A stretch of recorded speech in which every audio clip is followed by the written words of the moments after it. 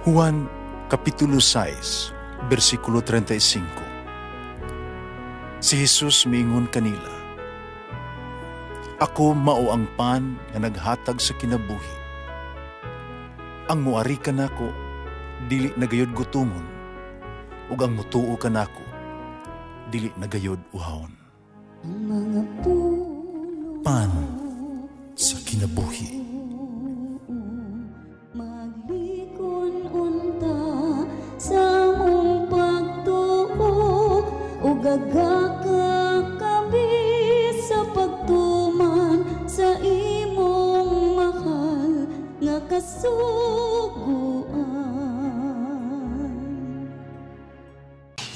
Ang Ginoo manaa kaninyo. Santo si Ebanghelyo sa mala ni San Mateo. Pila ka mga magtutudlo sa balaod, mga Fariseo, mingon, magtutudlo buot kami, nga mutanaw kanimo og mahimog kag milagro. Pagadaotan, pagkawalay, pagtuo sa Dios ni mga tao ning panahuna, mituaw sa Jesus. Milagro ang inyong gipangayo kanako, dili ako mohimo ni ini. Ang milagro nga ihatag ko kaninyo maora, ang milagro nga hitabo kang Hunas nga propeta. Ingon nga si Hunas tulo ka adlaw ug tulo ka gabi dito sa tiyan sa dakong isda, ang anak sa tao usab tulo ka adlaw ug tulo ka gabi sa ilalom sa yuta. Sa adlaw sa paghukom, ang mga tao sa Ninive mamangon musudya kaninyo. Kaya hinulsol man sila sa ilahang mga sala sa pagdungog nila sa wali ni Hunas. Hibalue, nga dinhi aniya ilabaw pa kang Hunas. Sa adlaw paghukom, ang rayna sa bagatan mo bangon, musudya kaninyo, kay panaw siya katunga sa kalibutan aron lamang pagpamati sa makinadmanong mga pagtulunan ni Solomon. Hibalue, nga dinhi aniya apay labaw kang Solomon. Ang Ebanghelyo sa Ginoo. Pasalamati ang Ginoo kay siya maayo, ang iyang gugma mulungtad hangtod sa kahangturan. Pasalamati ang Diyos sa tanang mga Diyos, ang iyang gugma malungtaron. Pasalamati ang Ginoo sa mga Ginoo, ang iyang gugma balungtaron.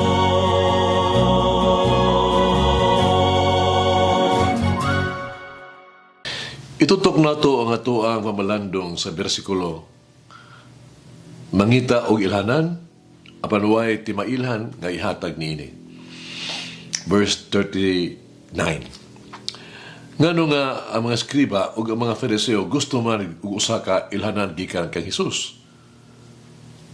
Una, gusto nila nga ang prueba gikan kang Hesus na siya gayon mao ang gisaan nga mangluluwas. Kinahanglan nila ang pagsalig nga siya mao gayon ang anak sa Dios. Gusto nilang masiguro bahin kang Hesus. Apan kini nagpamatuod lamang nga sila kulang sa pagtuo. Sila puno sa pagduha-duha mahitungod sa pagkatao ni Jesus. Busa, dili nila madawat si Jesus bisan kinsa pa siya. O si Jesus, wala mamati sila mga hangyo. Aron sa pagtagbaw sa ilang personal nga mga pagpakamasosihon. Ato ang kinahanglan mao, ang pagtuo. Uban sa pagtuo, wala na kinahanglan nga ilhanan. Sa dili pa kita nato ibutang atong pagsalig kaniya kay Jesus.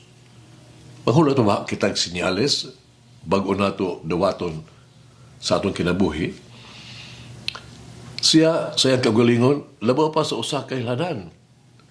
Kung unsa kita karon o kung unsa ang anaa kanato niining kinabuhi, mao na ang iyang mga timailhanan. Ang timailhanan kini kita gihigugma, giatiman o giluwas niya. Sila mao ang mga timailhan nga siya mao usa ka maluluyon nga Dios sa atong kinabuhi. Ang Ebanghelyo nag-ingon, doon nilabaw pa kay kang Hunas dinhi. Uban sa itong gugma sa Dios, wala nagtimailhan nga kinahanglan aron mutuo kaniya. Kedua, kini mo ang pagsulay kang Jesus. Kini mo ang pag-blackmail kaniya, paglitag kaniya ba? Gusto nilang makakita talagsaong mga buhat. Ilang gitintal si Jesus pagbuhat, talagsaong buhat, aron sila mutuo kaniya.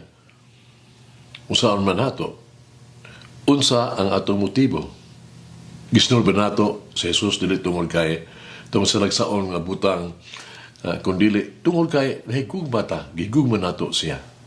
Nadani ba kita kang Jesus di tungod kay sa iyang gamhanan mga buhat, kundili tungod kay sa iyang personalidad. Kinahanglan ba nga mangayo kita og mga timailhan gikan kaniya? Ipagita ni Jesus na klaro ang mga timailhan kahigugma kita niya pag-ayo di lang pinaagi sa mga butang nga makapahadlok o maisugon, no? Makapakurat nga pakipagpulong apan pinaagi sa iyang pag-andam, pagpakamatay sa krus alang sa tuang kaayuhan. Ato pangutan o karon natong kaugalingon. Kanunay ba kitang mangita, umutana o mga prueba gikan sa Dios? Naghulat ba kita sa espesyal nga timaan sa dili pa kita magbag-o o dili pa kita maghinulsol? Doon ay sugilanon bahin ni Paganini. Kini usa ka ikag kaayo ng yugtos kinabuhi sa bantugan nga violinista. Atol sa usa ka konsyerto, ang nanambong mihatag kaniya og talagsaon nga pagdawat. Dihay dakong pakpak ug pagdaig. Ang iyang pag-atos backstage, ibaon niya na lang niya nga na ay violin, dahil problema sa iyang violin. O iyang diskubrihan niya kini, na kinidili diya iyaha. Bilingi siya sa palibot, nangita apan wala niya makita ang iyahang kaugalingong violin. Ibalik siya sa sentro, sa establado. Kiltian niya ang iyahang mga timaminaw, bahin sa iyahang nawala nga violin. Unya mitanaw sa saluyo, sa kortina, nagunahuna siya nga nabili di ay dito, pero wala kini dito. Milakaw siya sa tunga-tunga sa establado, ug misulti sa nanambong.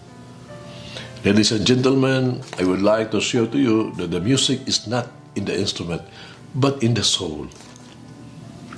Hindi, mitugtog siya sa violin. Utanawa, kini usa ka dako kayang kalampusan. Ada ni ang iyahang mga tipaminaw o yatagan siya usa ka standing ovation. Ngayon, hagit sa itong kinabuhi, no? Doon na ba katarungan kita magduduha pa yun sa presensya sa Diyos sa tuang siyahang pagpangga pagtiman ka nato. Mag-aampo kita.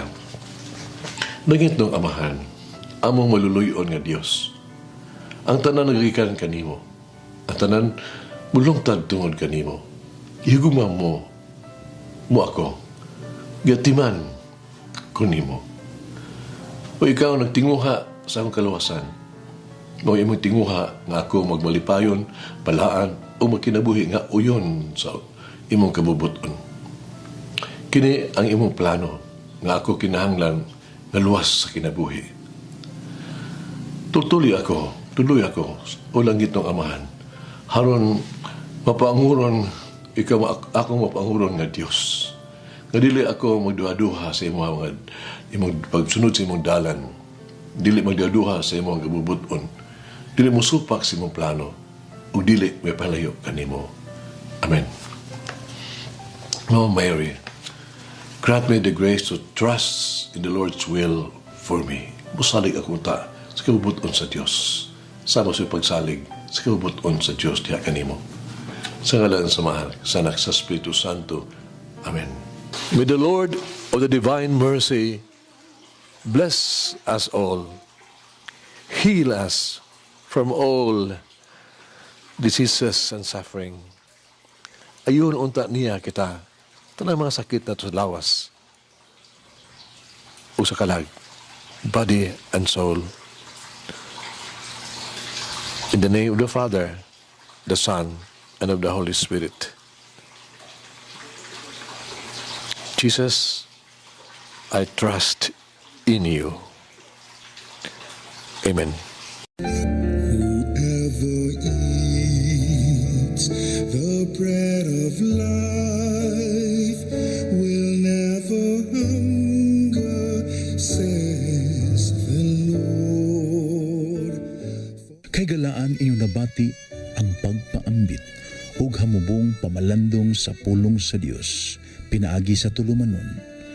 Pan sa kinabuhi nga gidumala ni Monsignor Daddy Silva. Hangtod na usab sa sunod higayon, daghang salamat. The bread of life.